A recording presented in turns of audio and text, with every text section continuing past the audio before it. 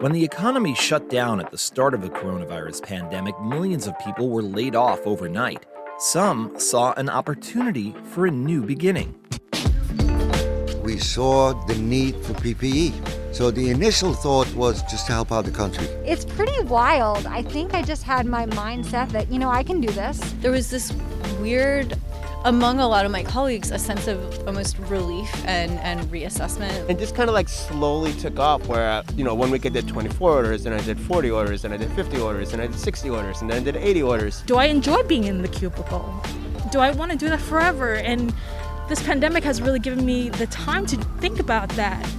Here in New York, before the COVID shutdown began, the unemployment rate was at 3.4%, a historic low. In June, it reached a staggering 20.3%. At the end of the summer, the rate was still above 16%, nearly twice the national average. And in January, it was still above 12%. The extremely slow pace of the economic recovery here has been painful for so many people.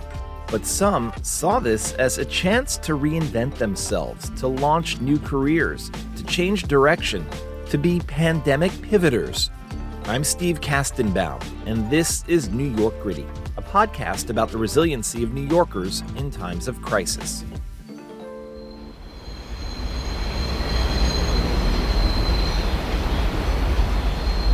You basically have free time in your hands and the world is telling you, this is your opportunity. What are you going to do with it? My name is Ruth Lee. We're currently in Brooklyn, Gravesend, Brooklyn. I actually grew up here and then moved to Staten Island in 2010, lived there for 10 years, bounced around in Manhattan, and now I'm back here where I grew up. So we're sitting on your stoop, and this is your home. How long have you been here? I've been here for 2 years now. And in the background, we hear the elevated subway. In this part of Brooklyn, the subway is above ground. The trains are really convenient here. It's the best part of New York, really. So you were living here when we first started hearing about coronavirus and the first couple of cases started appearing in New York. What was that like for you here, down in this southern section of Brooklyn? People weren't really taking it seriously. Wearing a mask, especially being a Chinese descent person living in New York or even in the United States, when my mom had told me, you got to wear masks now. Ignore other people if they're not wearing it. Just you should wear it. And I'm like, Mom, you're crazy. This is, who the hell is wearing masks? Excuse my language. Who's wearing masks right now? I think it's only in China. It's not going to be here. But, all the Asian community was taking it seriously, and people were already starting to buy masks. People were buying loads of rice because they had already predicted that all the shops are going to close potentially. But, being an Asian person wearing a mask when everyone else wasn't, I got all these ugly looks in the subway. That was hard. And I got it even at my workplace. Yeah. Really? And in this neighborhood, there's a very large Asian population, a very large Chinese population here. And you personally felt some of that backlash that we were reporting on against the Asian community here in New York. Yeah, it was kind of scary because forget about the subway. Even at work, I had the ugliest glare. I only wore it once at work. This man just glared at me, and I've been sitting next to him for a whole year. He was just one aisle over, and I couldn't believe that wearing something could make someone look at you different. I don't know where this mindset comes from.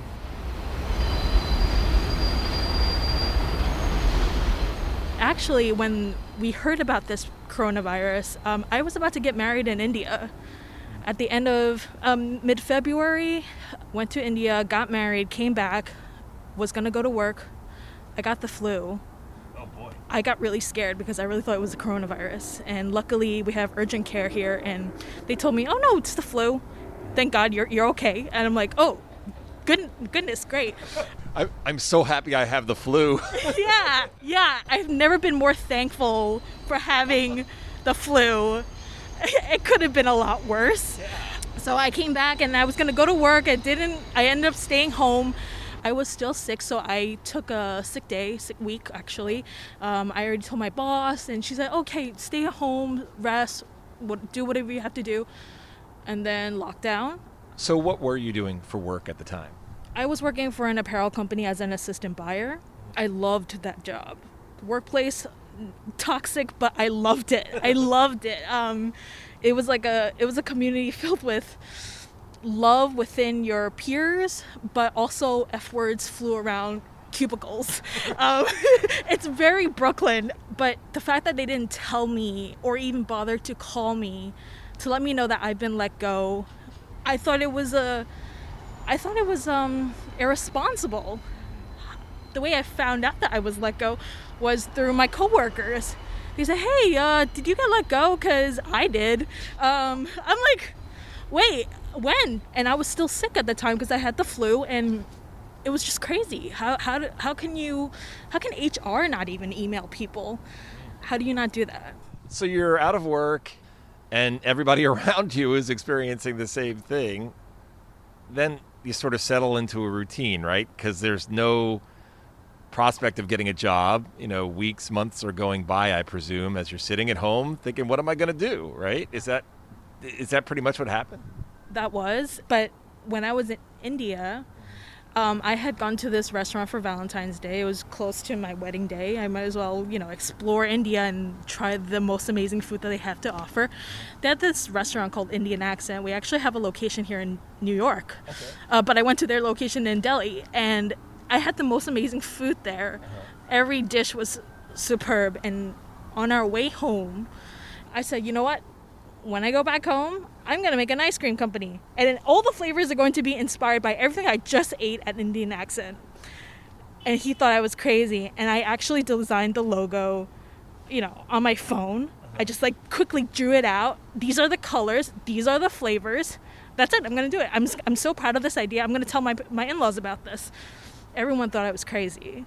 They're like, they really thought I was crazy. I'm like, I know this sounds crazy, but I'm 100% sure everyone's gonna love it in the U.S. They're gonna love it because it doesn't exist. It's it's the most brilliant idea I've ever had.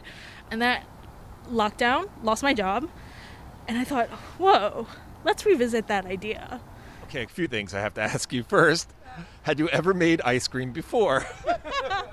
No, I've only. You've got to be kidding me. So you had this idea and you never once made ice cream before. Exactly. I don't know why ice cream, but that was the first thing that came to my mind. So what was the learning curve like? I'm still learning. I mean, everyone had ample time in their hands. What are you going to do in that situation?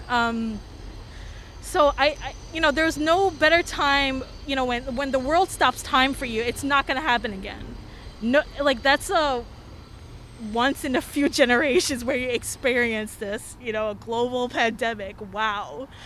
So why not? I have nothing to lose. I have no job. I have no one to answer to except myself. Do what no one has ever allowed me to do, right? Is the business growing? Have you been increasing your customer base now? Yes, and I am very thrilled about it. February was my best month, but those months in between February and July were very hard. When you were sitting at your desk in the apparel company, pre-pandemic, did you ever think that, hey, I could be a startup and do something totally different? Absolutely not. For you, there was a major silver lining to this period, to this really difficult period in an unprecedented difficulty that we're facing here in New York. Yeah, you're right. I don't want to say that this pandemic is a blessing, but for me it was. It helped me get out and really focus on who do I want to be as a person. Am I a slave forever, stuck in this cubicle? Do I enjoy being in the cubicle? For some people do. I know I didn't. Do I want to do that forever? And this pandemic has really given me the time to think about that.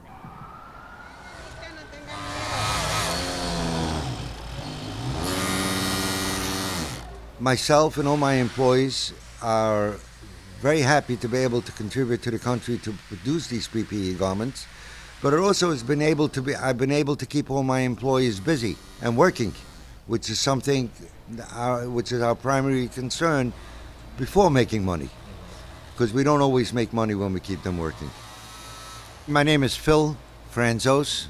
I'm the owner of Accurate Knitting, and we're located in the Brooklyn Navy Yard, and we've been here in the Navy Yard for 15 years, and we are apparel manufacturers. What was your company doing before the pandemic began? Since 1994, we were manufacturers of sweaters, lady sweaters, men's sweaters, and kids sweaters. And we were doing that until March 14th of 2020. What happened on that day? Because that's right around when the city shut down from end to end. On March 14, 2020, we actually got a call from some major retailers that all the orders that we had prepared already were canceled. All orders that were not prepared are also canceled. And we were basically stuck with a lot of goods and had to shut down that day. How many employees did you have at the time? At that particular time, we had 48 people. What did that do to you? What did it do to your employees to suddenly have everything shut down and all of your orders canceled? Piles of sweaters, I imagine, everywhere? Yeah, well, let's back up for a minute. All my employees are hardworking immigrants. Out of the 48, we probably have 40 or 42 that are women who are very, very devoted and have been with me for almost 18 years. And I had to get them together and explain to them what happened, and I had to let them go. It's like family, I imagine. How hard was that on you? It was very difficult. It was a sad moment. I felt very bad for them because I know that they work from paycheck to paycheck. Normally, if I have a slow season, I give them a 2 months notice, letting them know that I foresee a slow season.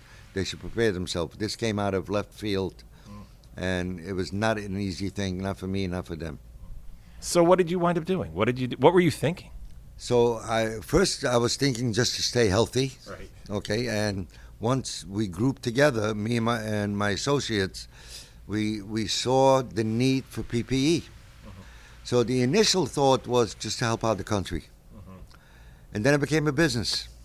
It was quite easy for us to transition and to pivot into PPE because we were garment manufacturers. So the first product that we made was an isolation gown. And we made some samples. And initially I was going to work with the city and the state. But then it turned out that some nursing homes approached us, and we decided to work directly with nursing homes and local hospitals. So you pivoted pretty quickly to making masks and gowns at a time when the supply chain was completely interrupted. Yeah, that was a big problem.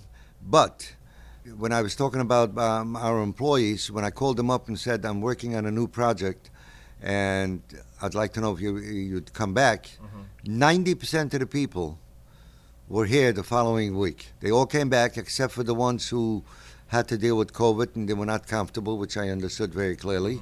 And we just put in very strict COVID guidelines as to how to operate the business. And I can tell you that, thank God, that in a year's time, none of my employees got sick working. So I was actually very worried for myself. You know, should I be here? Should I not be here? Yeah.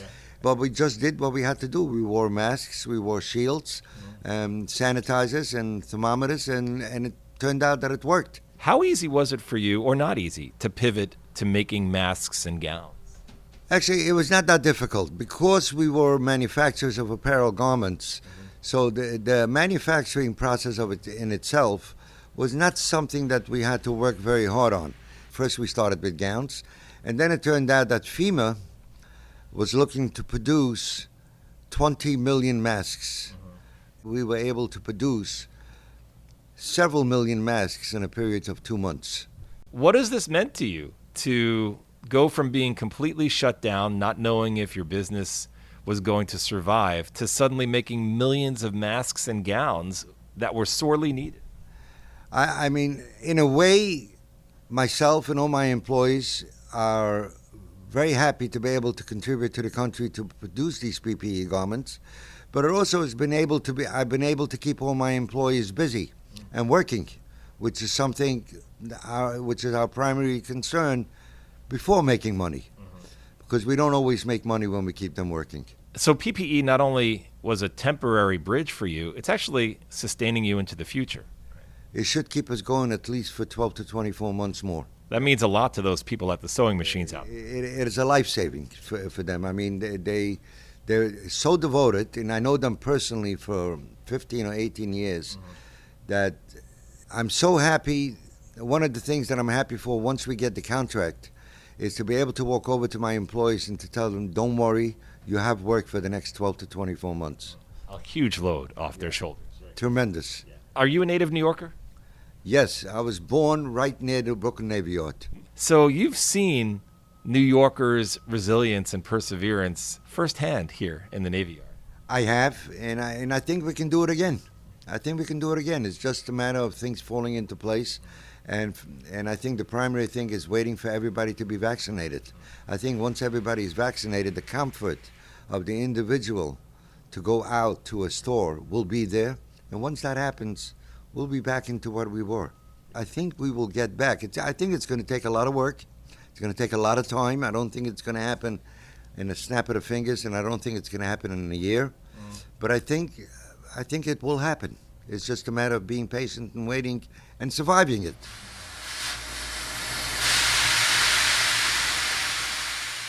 My name is Kyla Ernstalper. I am an aerialist and a producer. And tell the listeners where we are now. Describe the space we're in. So right now we're at City Point. We're inside Brooklyn Studios, where I've been running a residency for furloughed professional circus performers since January. A lot of people aren't aware of us, but we've been a major part of the New York entertainment industry for years and years, decades actually. Prior to the pandemic, for example, I was one of the lead performers in an immersive dinner theater show in the Times Square Edition Hotel.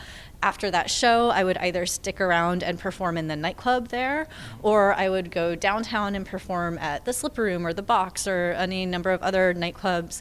I was also doing your kids' bar mitzvahs and weddings and the holiday party that you went to for your company.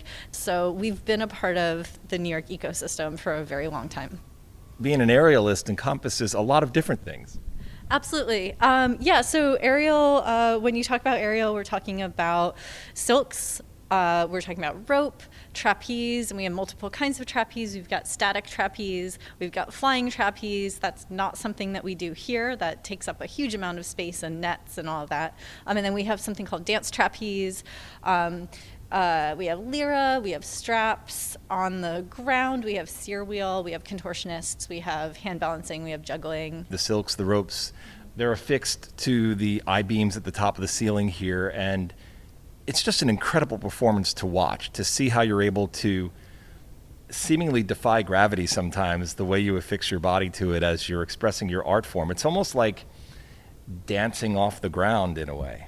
Absolutely. And so I started my career as a ballet dancer here in New York. So my approach to aerial is very much movement focused. There, you can take a very gymnastics kind of trick approach to it. We're really interested in having the skill set and the ability to do tricks, but to use those tricks in an artistic way to tell a story. Maybe it's an abstract story, to create a character, to transport people. So circus is theater. So the opportunity, though, to earn a living as an aerialist was already stressed before the pandemic, and then this happened and it disappeared. But you've managed to pivot, and we find you in this space, as you called it, a residency. So how did that evolve? What was your change? I was able to kind of zoom out and realize that we were in this for the whole winter, and our spaces were gone, and so I needed to do something. Otherwise, I really was gonna not just lose my own mind to depression, but I was watching my peers fall into deeper and deeper depression, and it was just kind of this constant checking in via text or Zoom calls or, phone calls, and people were not okay. So I started reaching out to spaces, just saying like, hey, I represent the furloughed circus performers of New York. We need a space just so that we can at least continue to create work, even if we can't perform it, and have stay in shape and be ready to go back to work the moment that we're allowed to. What was the reaction on the other end of the phone? I'm sure that's not a call that they're accustomed to getting. We're out of work circus performers and we need a space. Actually, Erica from City Point called me pretty much right away and said, I think that this could be a really good fit. People are often amazed when they walk by and suddenly see aerialists doing death-defying moves in the silk, in the ropes, and you're just practicing your craft. It's not a live performance. You're here in residency, as you say. Yeah, exactly. We're working. We're not getting paid, but this is, we can't just go on and perform. To get to that performance and to maintain that performance, it takes hours and hours of training. But yeah, our training time is our work. So it kind of looks like we're just playing around, but this is our work, right? Is refining the skills, and like you said, this is death defining. This has been so huge, not only because it's giving us a space and a return to our community, but the really incredible thing is this is the first time in New York that we as professionals have had a space where we can actually just focus on refining our craft. When you're just surrounded by other professionals who are also creating and training and developing, the energy is so different. And that energy has been really feeding all of us. There's some really exciting new works that have been created in this space, that are being incubated in this space, that I don't think would have happened even in the before times. So for everyone to kind of be a collective, it also has brought up collaborations and some really exciting perspective projects for when New York reopens, which reopening is happening now. I'm from Brooklyn. Lived here my whole life. I'm a fellow Brooklynite, native Brooklynite, third generation. So. That's amazing. Yeah, there's not a lot of us left here in the borough, are there? There are not. Yeah, it's always this weird thing when you find someone that's also grown up here. People are always amazed. They're like, wait, you're from Brooklyn? Yeah, because everyone moves here and flocks here. But yeah, we do exist. My name is Alex LaRosa. I was a fashion designer for 15 years until I was laid off in the pandemic. And then I started my own in-home bakery where I design cakes, and I specialize in all the intricate details and really making the cakes stand out with my creative twist. Tell me about your career before the pandemic. So before the pandemic, I was a fashion designer. I went to FIT where I studied and I specialized in intimate apparel. So all I've designed is bras and panties and sleepwear, so very specialized. I had a great freelance job, but obviously with the pandemic and stores closing and the economy not being what it was, they had to make major layoffs, and freelance is always the first to go. So I obviously stopped working then and became a full-time stay-at-home mom to my toddler, which is a great opportunity to spend more time with him, but also I still needed something creative, something that, really was true to my heart, that made me happy. So then I just started baking for friends' birthdays. One thing led to the next, and then suddenly I was on Instagram and I'm selling out a month in advance my cakes and cupcakes all over Park Slope. What did that do to you when they told you were being laid off? At first I kind of thought, I knew it was permanent, but I thought there was a chance of coming back. I didn't realize how long the pandemic would go on, as many of us, probably none of us did. Now we're a year into it. So I was thinking they would hire me back in a month when stores reopened, but as the pandemic continued, I realized that really wasn't going to happen. So I really had to figure out what I wanted to do and start something creative for myself. You're creative, baking cakes, doing really good cakes. That involves a lot of creativity. We've all seen gorgeous cakes at weddings and parties and really intricate cakes for children's birthdays, and it runs the gamut what you can do with that. Had you baked before? That's the first question that comes to mind.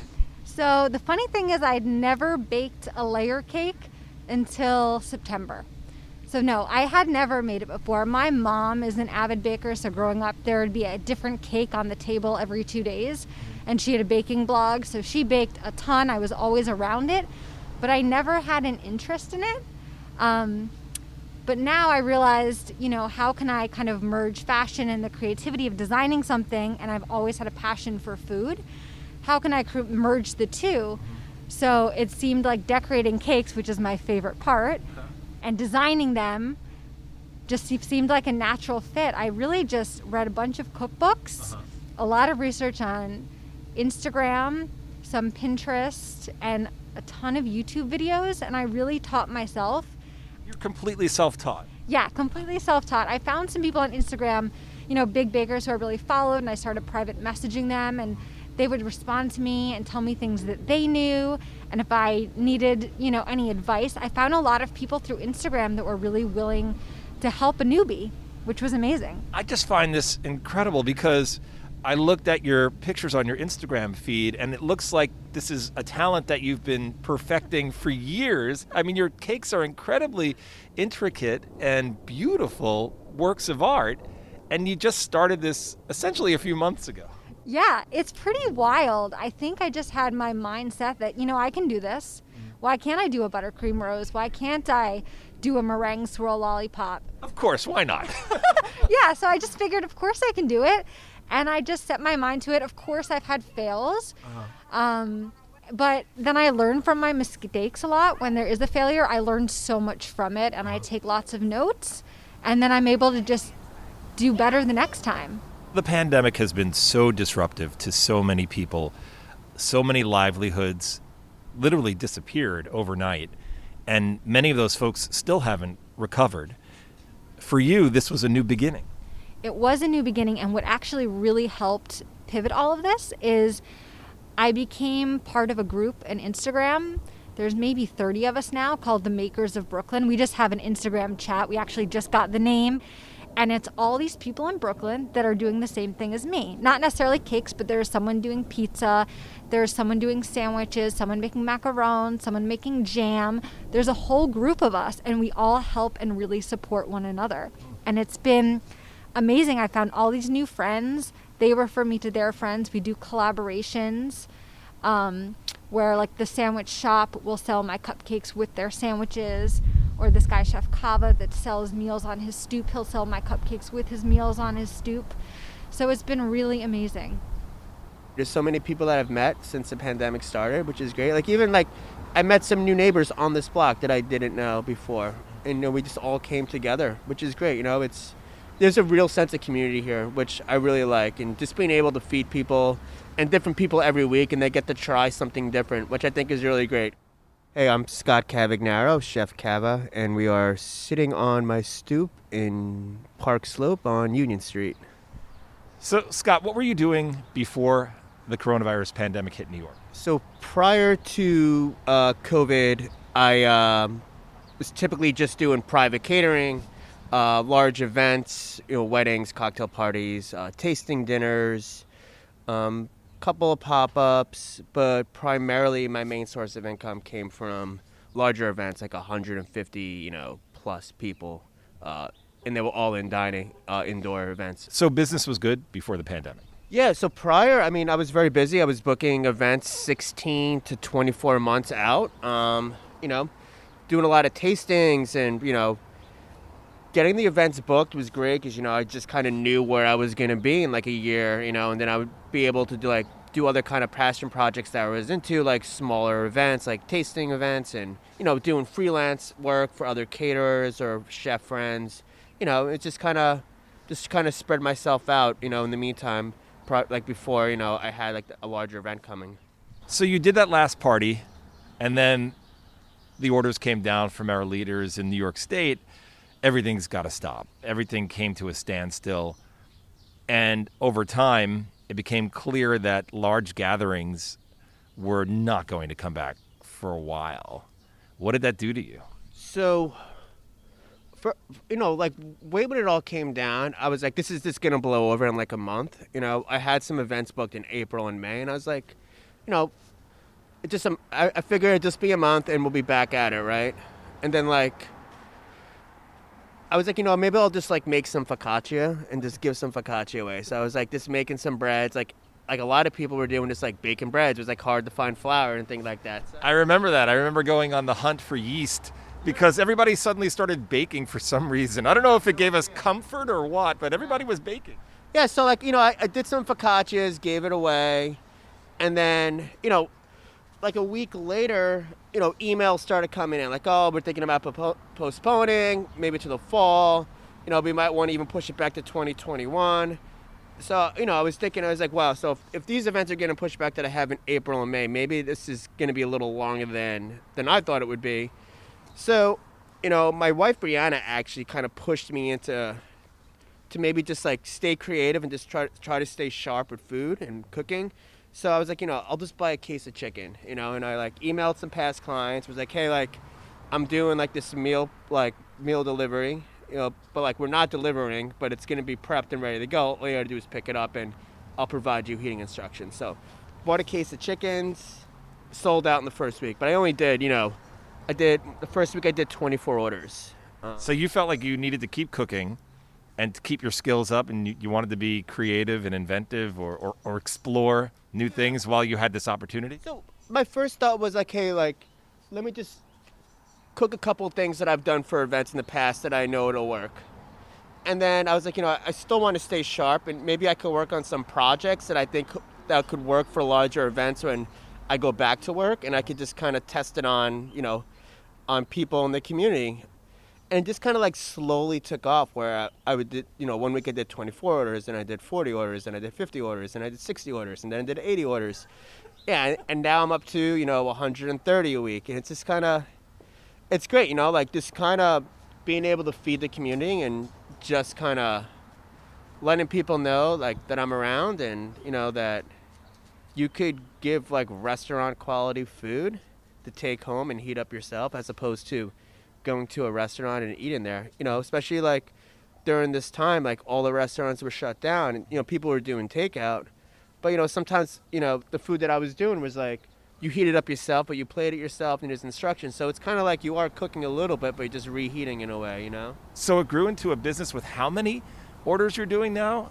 Now I'm doing upwards, about 130 a week. I just pretty much do what I think I can handle and still put out a good product. But I've been selling out every week for a year. So, people are into it, which is great. I first started using Instagram. I was using Instagram prior to the pandemic, but I didn't really need to use it because I was getting a lot of events through referrals and, being a preferred vendor at event spaces. But, as soon as COVID happened, like that all dried up. I had an Instagram account, but I didn't really use it so much. Mm-hmm. So I just kind of like started focusing on social media.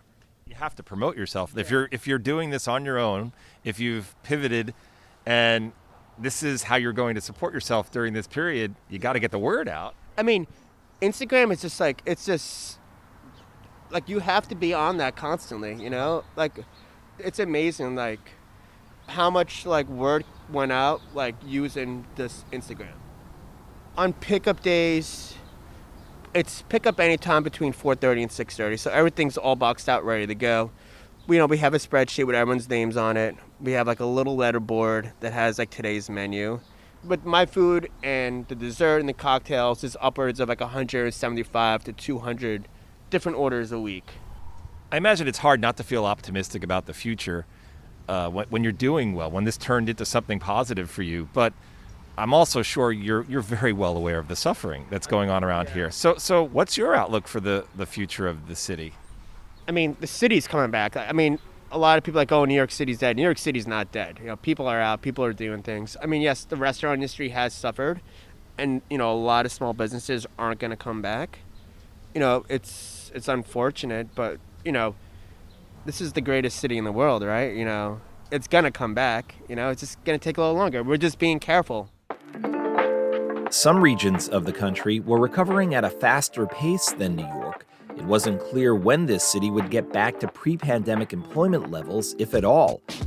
New York City is constantly reinventing itself, though, and as the landscape here changes over time, so do the people who keep New York's magic alive in dark times. To hear those stories, follow New York Gritty on Apple Podcasts, Spotify, Google Podcasts, Stitcher, and other podcast platforms. Check out the website for more on the city's recovery from the pandemic, nygritty.com, and send me an email if you have a story about how you're getting by during this tough time, steve@nygritty.com. Follow New York Gritty on Instagram, Facebook, and Twitter for details on upcoming episodes and more information about the impact of the pandemic here. I'm Steve Kastenbaum.